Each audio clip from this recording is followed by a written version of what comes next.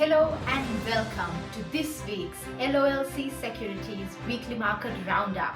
I am Megara Vijayamana. And I am Tharindu Amarasekara. This is the sound of profitability. Fitch Ratings has upgraded Sri Lanka's long-term foreign currency issuer default rating to CCC+ from restricted default. Fitch typically does not assign an outlook for sovereigns with CCC+ or below. Fitch has also upgraded the local currency issuer default rating to CCC+ from CCC- to align with the long-term foreign currency IDR, as the risk of another default on local currency debt has been reduced by the completion of the international sovereign bond restructuring and on improved outlook for macroeconomic indicators. Sri Lanka completed the local currency portion of its domestic debt optimization in September 2023. This was following the exchange of treasury bills and provisional advances held by the Central Bank of Sri Lanka into new treasury bonds and bills. President Anukumar Dissanayake has promised to reform Sri Lanka's public service into a modern and efficient system. Taking to social media platform X, he further mentioned that this is a challenge that they are committed towards overcoming. In his own words, "We are building a better future from structural reforms to digital initiatives and overseas training to rebuild trust in state institutions." Dissanayake pledged to reform Sri Lanka's public service with structural changes, digital projects and training programs, according to his media division. The island nation has a bloated public sector with more than 1.5 million public sector employees at present, the size having doubled over the last 15 years, according to data. Efficiency in the public service is lower compared to that of Sri Lanka's peers in Asia, despite there being a public servant for every 14 citizens. Sri Lanka's Cabinet of Ministers approved the proposal to sign an MOU between Sri Lanka's Ministry of Digital Economy and India's Ministry of Electronics and IT to cooperate on digitalization. As Cabinet spokesman Minister Nalinda Jayatissa stated, this will help to develop the capacities of officials in the field of digital transformation and promote institutional cooperation between the two countries in the implementation of digital solutions. Further stating, India as an expert in information technology and digital innovation has the potential to leverage its expertise in areas such as e-governance, fintech, AI, and digital infrastructure to aid Sri Lanka's digitalization process.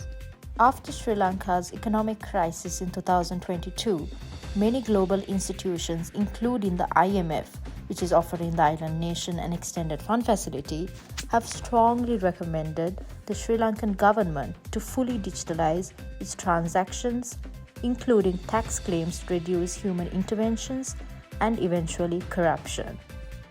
Time for the corporate highlights of the week. Macksons Minerals and Polymers Limited, a subsidiary of Macksons Holdings, has signed a $17 million worth agreement with the BOI in order to add value to minerals. The company is initiating an ambitious project to construct a state-of-the-art processing plant with the aim of enhancing the value of locally sourced minerals.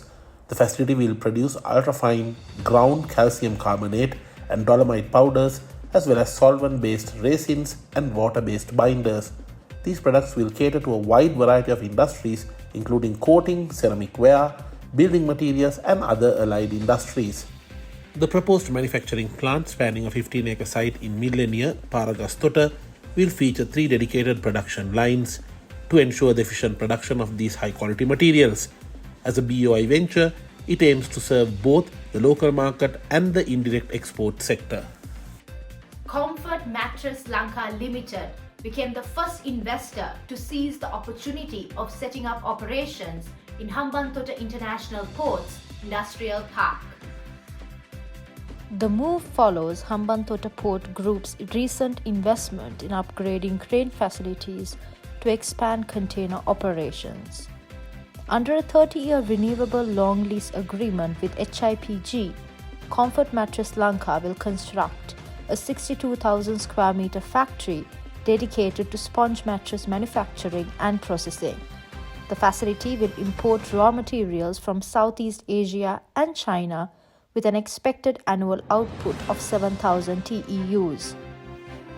K. Sundararaj has been appointed to the boards of LOLC Holdings PLC and Brown Company PLC as an independent non-executive director as at 1st of January 2025. Sundararaj counts over 29 years of experience in accounting, auditing, and tax consulting. He started his career as a chartered accountant in 1998 and is currently serving as the tax partner in Amarasekara & Co. Chartered Accountants. Sundararaj is a fellow member of the Institute of Chartered Accountants of Sri Lanka and holds a Master of Business Administration in Finance from the University of Colombo. Now it's time for the ESG update of the week. Virginia in the United States will be the site for the world's first grid-scale nuclear fusion power plant. This futuristic technology will help to generate clean power by 2030, according to a statement by the startup Commonwealth Fusion Systems. CFS, one of the largest and most hyped nuclear fusion companies, will make a multi-billion-dollar investment into building the facility near Richmond. When operational, the plant will be able to plug into the grid and produce 400 megawatts, enough to power around 150,000 homes, according to its CEO, Bob Mumgaard. The world is desperate for a clean, abundant source of energy that can replace fossil fuels as an always available baseload power. Nuclear fusion promises to be just that. It involves fusing atoms together to create a powerful burst of energy, achieved using the most abundant element in the universe, hydrogen. The most popular technology uses a donut-shaped machine called a tokamak. Fusion is near limitless, produces no planet-heating pollution, and unlike fission, the nuclear technology the world currently uses, it leaves no legacy of long-term nuclear waste.